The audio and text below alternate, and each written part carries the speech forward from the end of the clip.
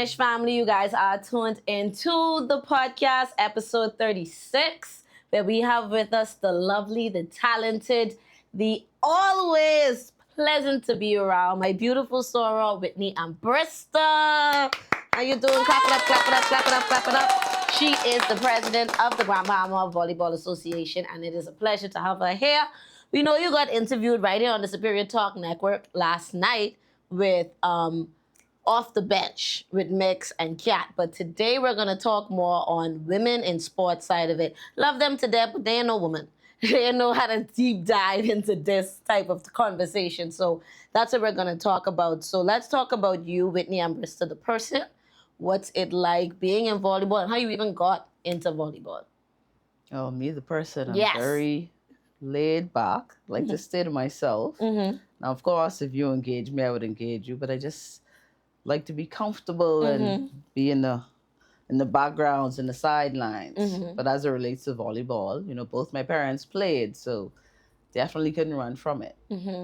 Okay, so what was your first introduction to volleyball? You played volleyball through high school, and what other accolades in volleyball have you achieved over the years? Well, to be honest, I think my first toy possibly would have been a volleyball. Volleyball. I grew up in the gym, was always running up and down, upset because they wouldn't let me play as a little tot. We did Xanadu Beach every weekend, up to Tino Beach, Moon, McPhee Park. I would have represented the country on the junior scene. I did about 4 junior national teams and 2 senior national teams. I also did high school softball, soccer. But once I got to college, I did softball, track and field. I was a high jumper. It's hard to believe I actually jumped 6'2" for my height. Okay, get up. 5'5" and 3/4. But yeah, so softball, track and field, and volleyball. So that's what I did in college. Okay, wonderful, wonderful. And which uniform is this you're wearing? Because we got a comment on the fit. It's looking real nice, very patriotic. So tell them about how you were able to get this beautiful uniform and the role you played. Well, this uniform is compliments of the women's national team. Okay. So this summer, I was asked to be the assistant coach. So I was very excited. That tournament was in New Providence. Yes. And it was just amazing. It was an honor and a privilege just to even be considered. And being a former player, you know, I really appreciate it. And, you know, like someone said, it speaks to the work that we're doing here in Grand Bahama, not only through the association, but for the juniors as well. So I was very excited to be called on to fulfill that leadership role. Okay, and you're also a teacher as well, right? Yes, Okay, so ma'am. what subject do you teach and what do you teach? And what grades or what ages? So currently, I teach 4th grade to 9th grade. I do health and general science. That's to junior school, 7 through 9. And then I do physical education from 4th grade to 9th. So I don't want to put my age out there like that, but I've been teaching almost 20 years. Okay. 17, actually. Okay. It took a little 2-year hiatus, but I'm back. I love that. So we're going to talk a lot about education and sports and what it's like being a female PE teacher. Because a lot of persons, it's a lot of women who are teachers, but you usually see the men who lean towards being the PE teachers. So what's it like teaching this generation of young people when it comes to sports? Well, it is definitely different than it was when we were growing up, but the thirst and the hunger is there. I love it. Like I said, it would have taken like 2.5 years off from teaching. And it was one of those situations where the Lord had to hold me by my neck and say, didn't I tell you what you're supposed to be doing? Because I always said, I'm not going back to teaching. And every time my dad introduced me, he'd be like, oh, this is my daughter, she's a teacher. And I'm like, Daddy, I'm not teaching. And, you know, I was so hard on that, but sometimes you just have to listen and follow. Yeah. So that really helped, and I think that propelled and opened a lot of doors for me. But honestly, I love it. My degree is actually in biology. Most people don't know that. Yeah, I didn't even know that. Yes. Okay. So from biologist to preferred being on the field and out there, you know, everybody has their niche, and that's just mine. But the students, they're always hungry. They're willing to learn. I'm currently at Wilbur S. Elton Christian Academy, and the school is small, and I have a great appreciation for that because now it gives you more time to work on individual skills and development. Okay, that's great and that's amazing. So, in your role as a teacher, how was that able to help you with being an assistant coach for the national team? Well, pretty much just being measured, by my work. The Okay. same attitude I have on the field, whether I'm playing or coaching, is the very same attitude in the classroom. Mm-hmm. And once you have a legitimate team behind you, shout out to the Grand Bahama Volleyball Association, we were able to set certain things in place. And I Mm-hmm. honestly feel that that was that extra nudge to open a door for all of the great opportunities that I am currently walking in. And speaking of great opportunities, what was it like? Because I know you kind of mentioned it was a surprise, but what was it like finding out that you, of all the people in our country, is selected to be the assistant coach for the national team this summer? Because that was broadcast all over the place. Big ups to your sister boxer. She kept me in tune every step of the way on her social media.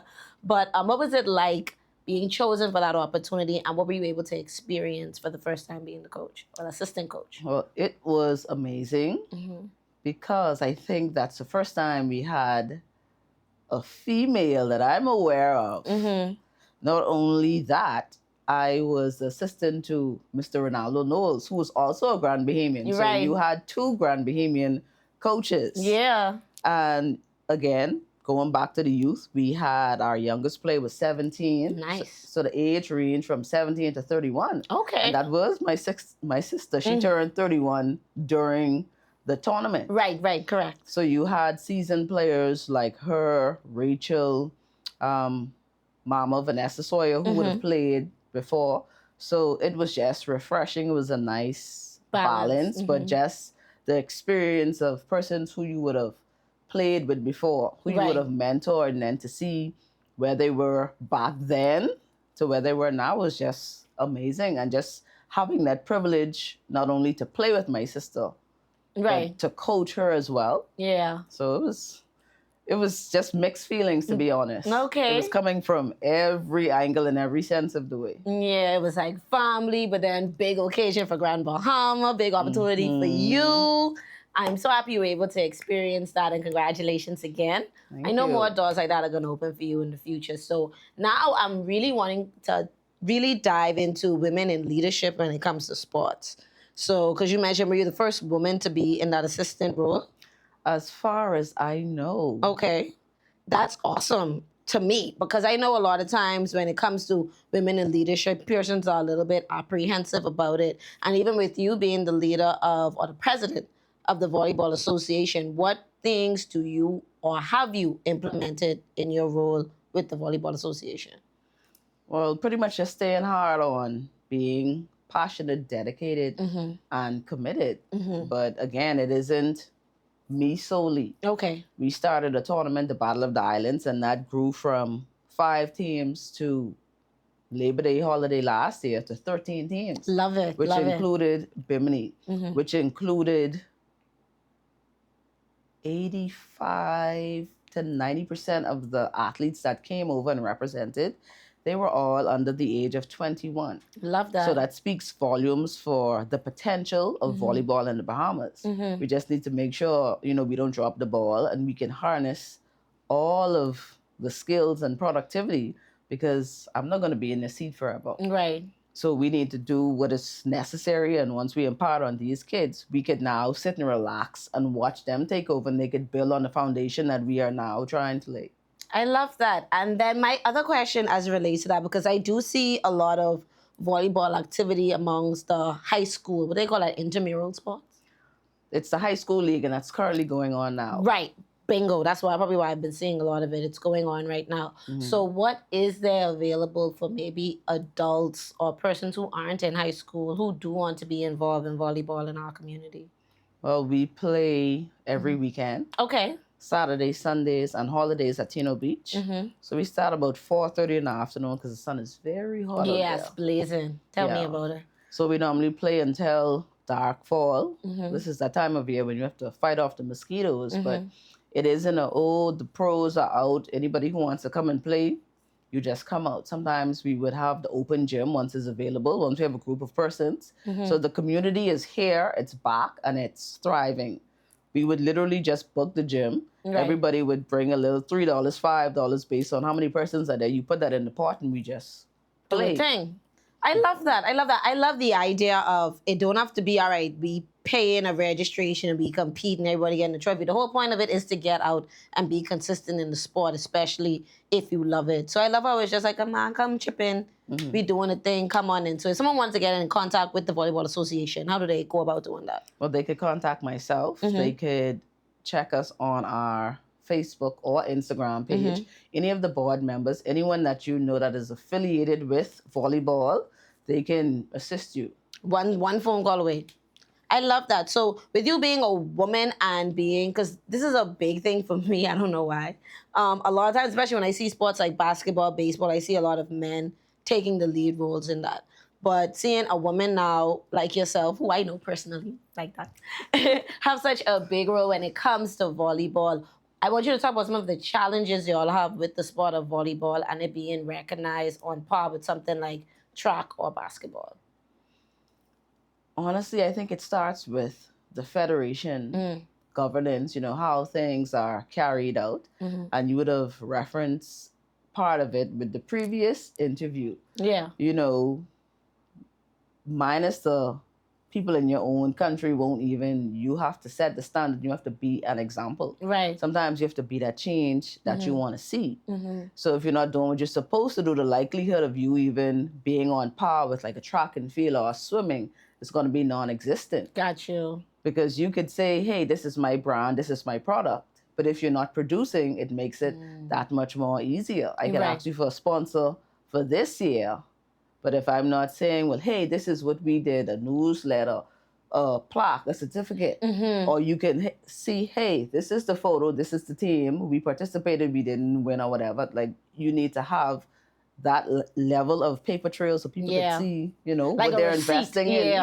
Yeah, like where my money gone type of thing. Got you. Yes, win, lose, or draw. And I like that because a lot of times you don't hear like organizations, associations take accountability for things like that. But you are very correct. Sponsors sometimes do want to see like, okay, where my money gone? You calling me again for more money the following year, but you ain't get back for me to see how it went. So we're going to take a quick commercial break and then we come back. We're going to dive into this beautiful book you see right in front of you, written by the lovely Whitney Armbrister. Hi, everybody. I'm Jason. And I'm Cheryl. Join us here on Superior Talk Bahamas YouTube channel every Tuesday at 6 for Let's Talk, where we talk about issues that matter to you. We try to come up with workable, practical solutions so we have more action and less talk. See you on Tuesday. Okay, so we are here with the president of the Volleyball Association, the lovely Whitney Armbrister, and we're going to dive into her amazing book that she has written. So what is the name of the book? What is it about? Start off with that, then we can dive in a little bit more. Okay, so the name of the book is, yes, it's a sport, but it's also a business. And it is a manual/guide. So it talks about sports management and the business aspect of it. Okay. Because in a lot of these federations/associations or anything dealing with sports, persons really feel like, okay, well, we just have a league and we have a tournament and that's it. Nobody really considers the magnitude of federation, association, and what that entails as it relates to the business side of it. So this is just a guide, self-help, and just put some things in perspective as it relates to, do you have policies and procedures? Are you following them? Do you have your constitution? Is that a part of your day-to-day and what you're doing? And just outright maintenance to ensure that you can continue the legacy of what's going on in your organization. What inspired you to write the book? Honestly, I think it's just being in different leadership roles. Okay. And it's not only for sports. The book gives you things that happens in everyday life. So even if you're looking at basics in overqualified versus threatened, because that's one of the chapters. Okay. It speaks and dives into the harsh realities of, we have a lot of Bahamians going off to school. You would like to be on air, you would like to be a part of this sporting organization, whatever it is, and when you come back, there's resistance. We're not always welcome. Sometimes it's, and this isn't in every case, but some persons are threatened. Oh, you look like you came to take over, when that's really not the case. Right. You're passionate about what you're doing, just like Right. how I'm passionate about what I'm doing. So I'm here, I'm willing to learn, I'm ready to work. But sometimes that's not always accepted or received correctly. I understand, and I like that you said that a lot of times persons take, especially when it's a new face and a fresh face, be like, child, where you come from, trying to come in and tell us how to do things around here. So I understand that. You talked about what inspired you to write the book, and you also mentioned some things persons are going to learn about the book. But where will the book be available for purchase? How can people get a copy of it? And then we're going to get into your potential book signing you're going to have sometime in November. Correct. So the books will be available at the bookstores on island. But today's date, you can actually purchase an e-copy. Okay. So the book is $12.95 for the hard copy, and the e-copies are $9.99. So you could purchase it from Amazon, Barnes & Noble, iTunes, and from the Google Play Store. Love it. Yeah. You all over the platforms. That's it, girl. Get to this coin. And so how are you able to go about dealing with publishing and things like that? I know some persons who write, they have a hard time finding that. So what was your source, if you don't mind mentioning that? So I did some personal research myself. Okay. I asked someone that I know on the island, Sean. Shout out to Sean.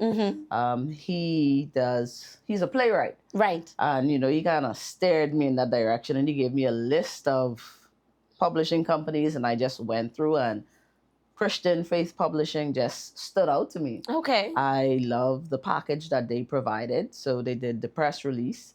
They did the editing. I told them what I wanted the cover to look like, and they made that happen. So I'm very pleased, and it's easier for me because a lot of persons say, well, you could publish your book yourself and you could edit. And for me, that's too much work. I have a lot of stuff going on. And then the beauty of it is, they don't charge me anything outside of what I pay until I get all of my funds back. Right. So, I thought that was a grand slam. Love that. And I like that how you mentioned that, because the main job you had was to write it. Look, I didn't write it. Let me find someone else who know what they're doing with publishing to get it out there. And that's really smart, and that was a great avenue. Congratulations, by the way. Thank you. Writing a book is a big feat. A lot of persons cannot say they're an author. Now you can put that on your resume, girl. It'll go taps for that, taps for that, taps for that. Okay, so now let's talk a little bit more about the youth and the young people as it relates to volleyball. What are some of the talents you're seeing coming out of the young people you're either working with directly, or some of them you saw while you were in New Providence? The talent is crazy. Like I would have referenced before, at the Battle of the Islands, I was able to see Abaco at its best. I was able to see Grand Bahama at its best. Abaco entered 2 teams that were 99% juniors. Wow. And they did exceptionally well. The Grand Bahama team, I think we only had 3-4 adults. Everybody else were junior players. And we have the potential currently today, say in Grand Bahama, of possibly 2. Well, in my opinion, they're shoo-in for junior national teams. Love but it. could possibly make it on the pro circuit. Love it. So one of them, he would have gone over 2.5 months or so, somewhere around there, and he actually practiced with the national team. So if you come out to the high school games and watch him play, you wouldn't even have to ask who it is, because the level is just that different. We have a lot of our kids, they play with Bishop Michael Allen School. Right, yeah. So you can literally look at persons and see who's put that time in, and their skills have developed. Every time we have an open gym, these kids are there. When we go to Tino Beach, Saturdays, Sundays, and holidays, these kids are there, and it shows in the level of play. So the future, like I said, is very bright. We just need to make sure we can harness that and put the Bahamas where it should be on the map for volleyball. Great. So what are some of the things needed to help to take volleyball to the next level for Grand Bahama specifically, in your opinion? I would say just empowering the association when it comes to proper certification. Level 1, 2, 3 coaches certification.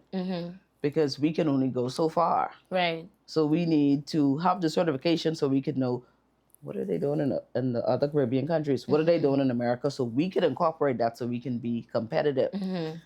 Scoring. statistician. These are all aspects of the games. Referee trainings, because now you don't want it to be a case where you're not ensuring that these associations are up to date with these things, and now you're training all of these junior players. There's no way a junior player should bypass your referees that you have. Right. So it shouldn't be lopsided. We all should grow together. Right. Once we work together, once everyone is empowered now, that makes your national team selection so much easier.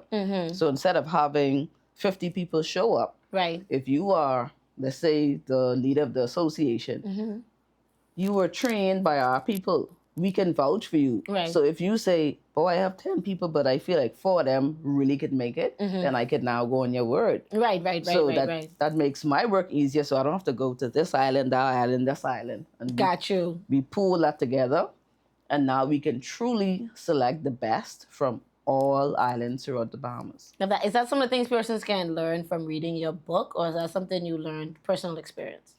Well, it's personal experience. Like I said, I've been playing on a national team since I was 14. Nice, girl. Yeah. I literally just turned 14. I participated in one of the the last Bahamas Games before that 20-plus year gap. Right, yeah. So that was my first junior national team.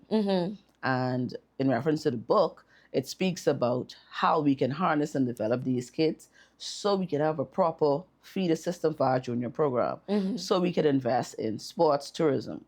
And not to say that we're not talking about the adults, but the future is the youth. Right. If we 100%. if we do what we're supposed to do, we can always continue to fill that gap. We have on our agenda for quite some time now a Golden League, where that's catered to anybody who is 50 and up. We want to do a team for men and women, because you have a lot of former volleyball players here. Yeah. So it's not a case where we say, oh no, do away. Yeah. They still got it in them, and if they want, come out there and do a little thing.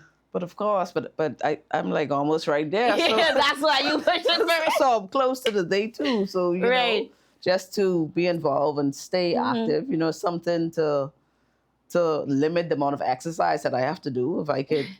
If I could go and shoot on Saturdays, because Right. I shoot as well. I do that on a Saturday. I go to the gym. We practice and play in the league. I don't have to work as hard getting up going to the gym. Right. Because that's Just my to physical work out. activity. Yeah, that's Right. my physical activity there. Matter of fact, I tell females that all the time. Females who have a hard time getting into gymming and working out. It's like, boy, pick up a sport. A sport, it's competitive, it's fun. You're doing it in a group anyway.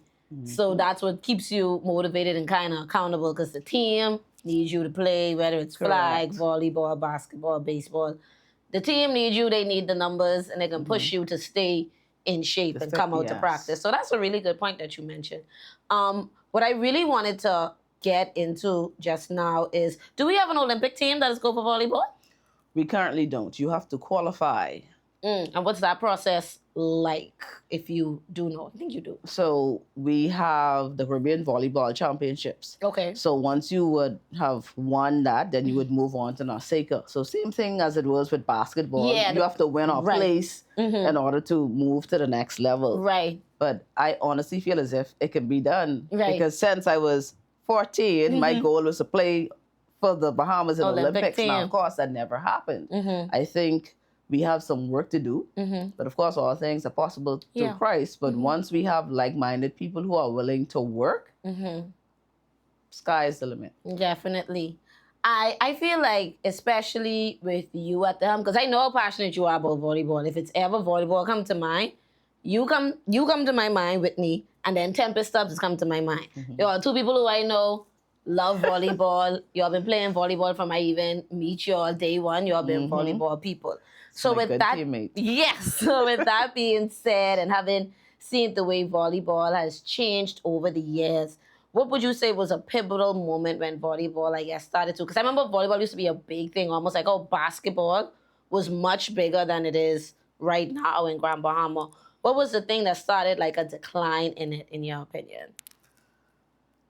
I would say just giving back. That's the first thing, giving back. And honestly, for the past, I became president in 2023. Okay. But for the past 5 years, there was a lull period, and it isn't to say you didn't do this or you didn't do that. We had a pandemic. You can't control that. Yeah. Then we had Dorian. You can't control that. So for me being so passionate about the sport, you know, I just couldn't sit down and be here and not see volleyball going on. But the key thing was when I was growing up, we had international teams that used to come over. Yeah. I specifically remembered crying, snorting up because Daddy Doors didn't take me to Baltimore with them. Okay. They used to just go over to Florida and all kind of other places for tournaments. So one of the key things I said once I come into this presidency, I need to have a tournament. We need to make sure we have a gym and we need to travel. Now that hasn't happened yet, you know, small steps. Yeah. And we are literally in the rebuilding stage. We started from the ground up. So we are now working on the foundation, but honestly, I'm pleased with where we are. We had 3 successful Battle of the Islands tournaments. Love that. We have more than a handful of kids who can go out and try out for the junior national team. And the vast majority of them will make the team. We had a junior player, Shantia Grant. Yes. She went off to UB, the young lady, freshman of the year last year. And she's excited about her sophomore year. She just sent me photos this year. And of course, I blasted it in the group. So this is what it's about. Right. And when she first started, she was very shy and nervous. And I was like, you do these things, but you don't understand, you know, the impact of it. Because she sent me this thing, oh, I was always nervous. And, you know, you used to tell me I could do it. And I didn't see it then, but I see it now. Great. So, you know, that's just the motivation to say, okay, well, hey, let's make this happen because we're not doing it for us. Right. Look at this CBC. We had 2 Grand Bahamians on the team. Yeah. Of course, my sister Leandria Armbrister Johnson. Yes, Johnson married now. woman. And we had Zaria Rose. Yes. They are Grand Bahamians. Yeah. So if that doesn't speak for the quality and the potential that we have, I mean, come on. I love that. So, and I'm happy that you mentioned collegiate as well, because for the parents and young people who are watching, are there futures for collegiate scholarships and opportunities as it relates to volleyball for Grand Bahamian children and students? It most definitely is. The feelers have been out. We have, of course, the University of the Bahamas. Yeah. We also have Edric Poitier, who would have came over. First summer camp that we did, he brought some of his players over from Bowie State University. Love it. Correct. So in contact with him. That's and a big also, school. Yes. Bowie is a big school. And my college coach, Reginald Isley, you know, I've been speaking to him, but he is more so, because I showed him some videos of a few of the kids. We had Zachary Butler. We had Kamani Lang.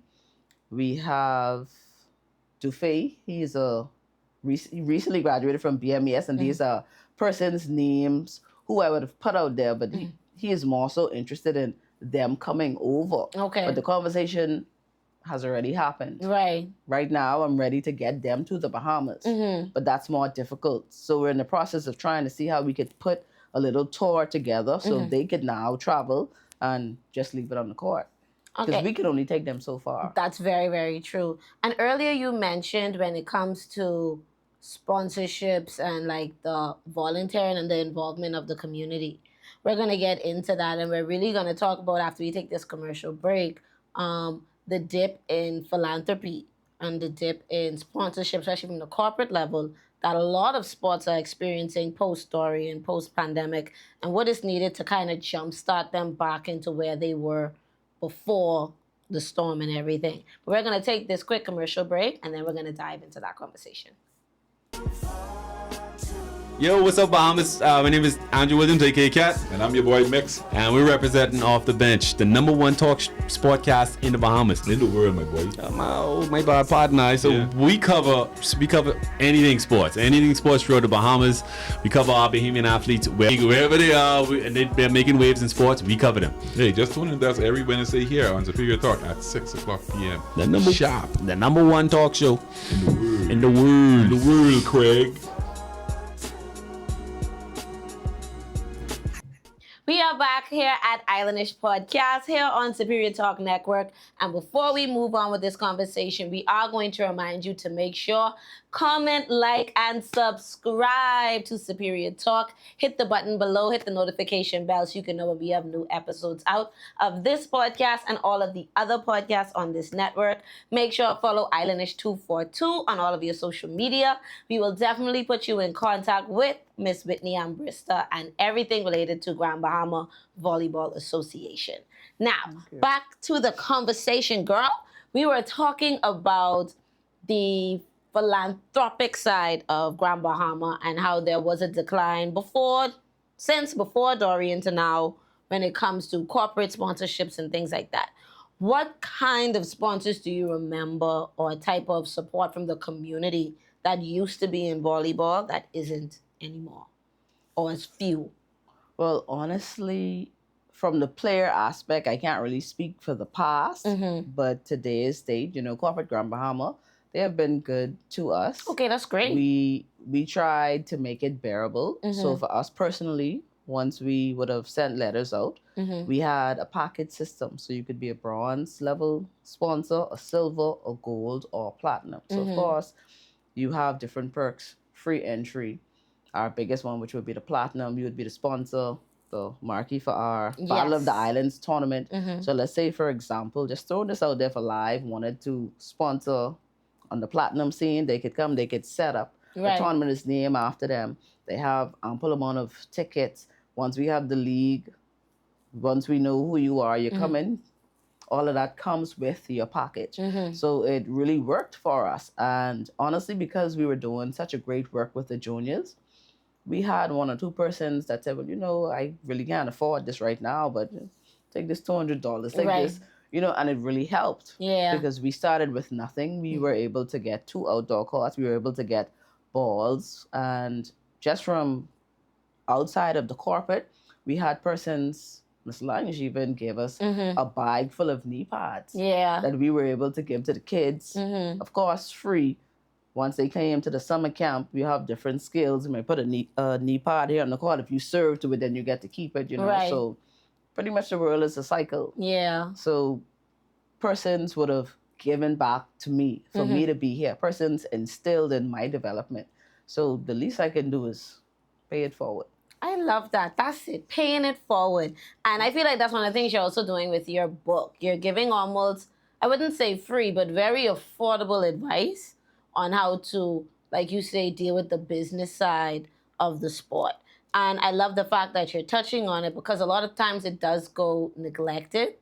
And then that's what leads to a lot of federations and associations not getting funding because they're technically not doing good business. So not to give them too much from the book, but tell them about maybe 2 things you mentioned that is very important as it relates to sports business.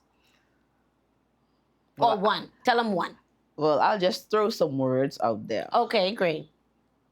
The first one is communication. Communication is key in every ship.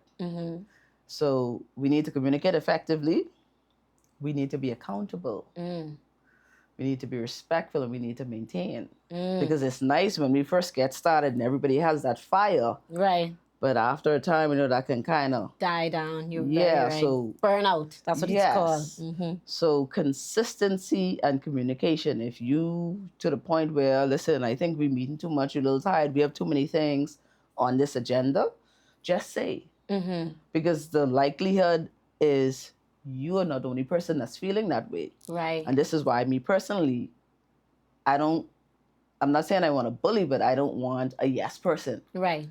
But once we come to the board, not because I suggest this, we should do this. No, you might see it a different way. So let's talk about it. Maybe we do need to pull back. Maybe we do need to thrust forward so we could be more proactive and productive.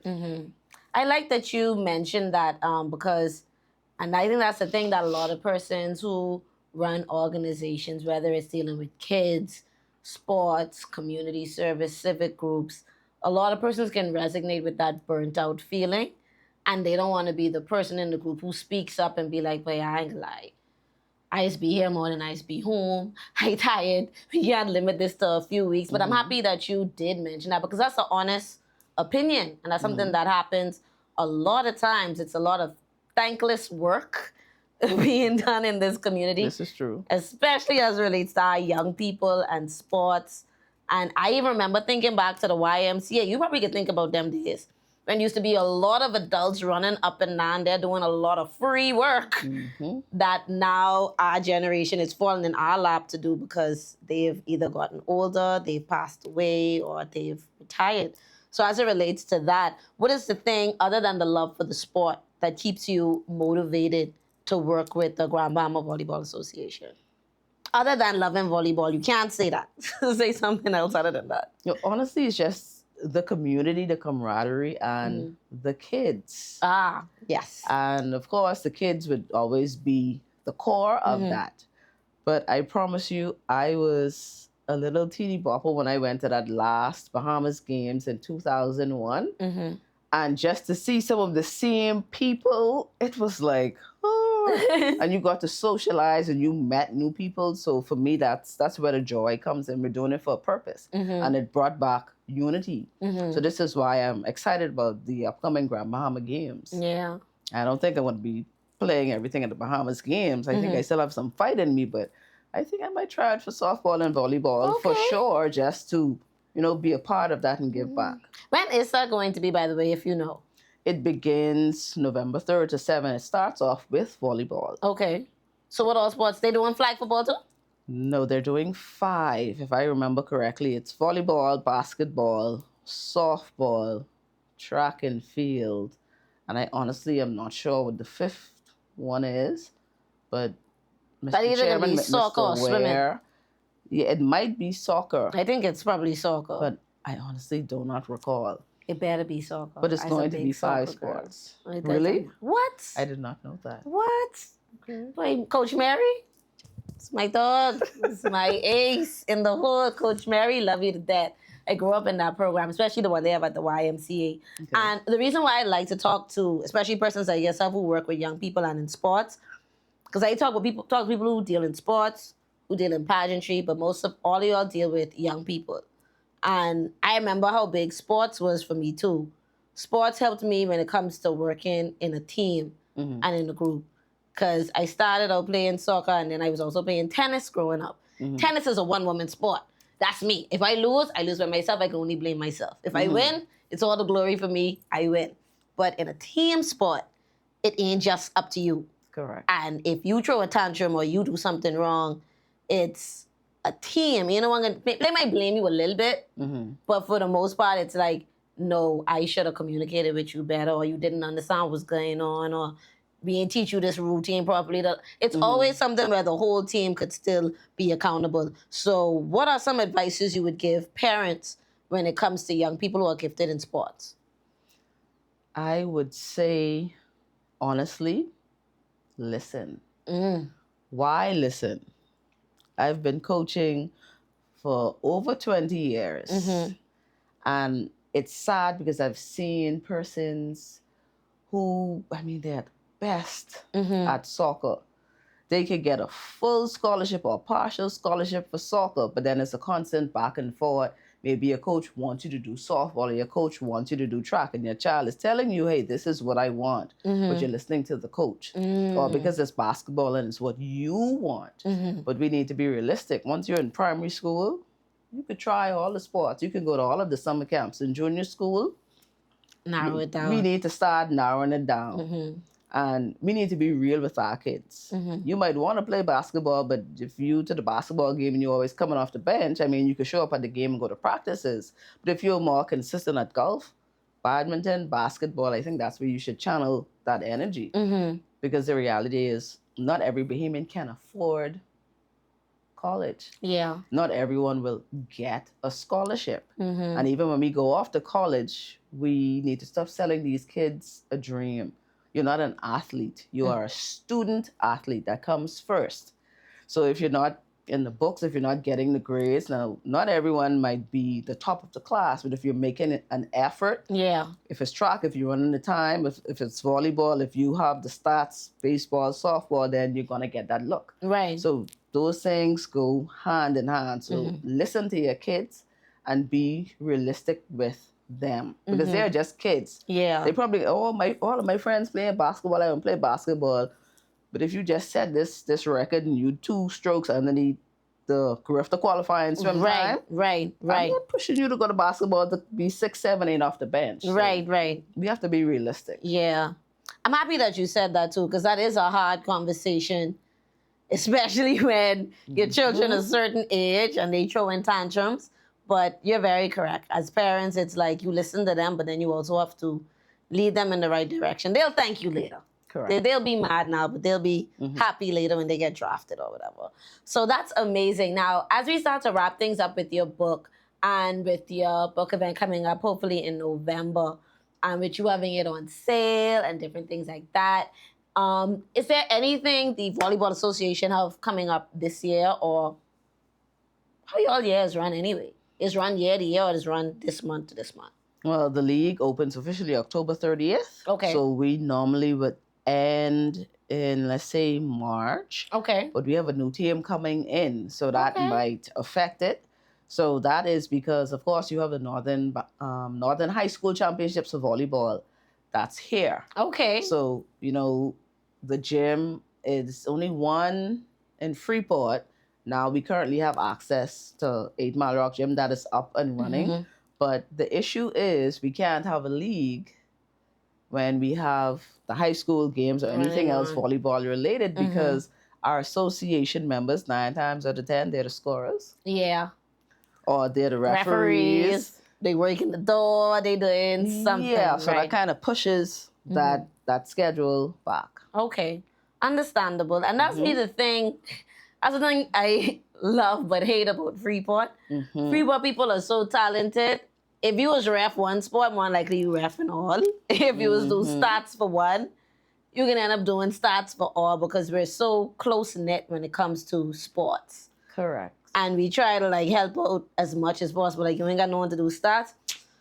All right, I come in. I just can be there. And I love that attitude about us. And I wish we could plant more of us and grow a whole field. Well, we actually are. Okay, tell me We more. have linesman and scorers training that's going to be October 25th. Y'all hear that? Yes, October 25th, linesman and scorers training. So it is for anyone who would like to learn how to call the lines and who would love to score. Okay. Now, our key thing is we would have a lot of kids who would come out and they want to call the lines, but they don't really know. Right. So what we'll do is we will teach them all of the hand signals. They will learn how to use the flag, and in turn, they will get a certificate from us. And whenever there's anything volleyball related going on, because it is a requirement for you to have community service when you graduate. Right. If they come out there and they do any of those, they now would get the community service hours, and it's also going to look good on their resume as having experience for the linesman, or you could watch a volleyball game and you know how to score on the official paper. So we just did a course before the Caribbean Volleyball Championships. Okay. My secretary, Mistress Charlene Hamilton, so she has actually been newly trained in statistician, and the scoring is now electronic on the computer. Yes. Yeah, and I was trained in the scoring. So we won't be teaching them the computer, but we will be teaching them how to do it on the paper. Because the computer is very easy. So who knows, these are the very kids. They're going to go off to school in America. Yeah. They can now get compensation or grow in the sport of volleyball. They could come back as certified referees, certified scorers. 2 weeks after we did that training, Hamilton went to Trinidad and she did the statisticians for there. So the opportunities are endless. Yeah. I mean, all she had to do was show up. Is there a paid for cost or anything to come?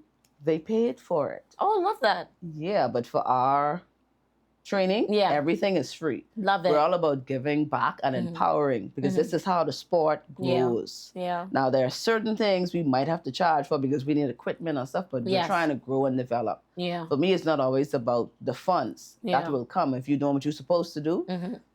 9 times out of 10, you don't even have to ask for it. Right. We have some volleyballs. These are official molten volleyballs.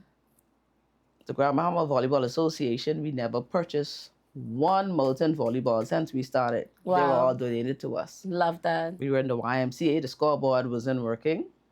We have a scoreboard. electric scoreboard, we never purchase that. And that's because persons see what we're doing and they see the product. They see the results. So if you're doing what you're supposed to do, these things are just going to come. Yeah. I love that you said that. It's almost like my saying, if you build it, they will come. If you're doing what you're supposed to do, good things are bound to happen. This has been an amazing conversation. Thank you. This has been an amazing talk. You are doing the Lord's work, my girl. I am so proud of you. I know you're going to do much more great things. Make sure you guys get a copy of her book. Let them know where it's located again. You said Amazon, Barnes & Noble.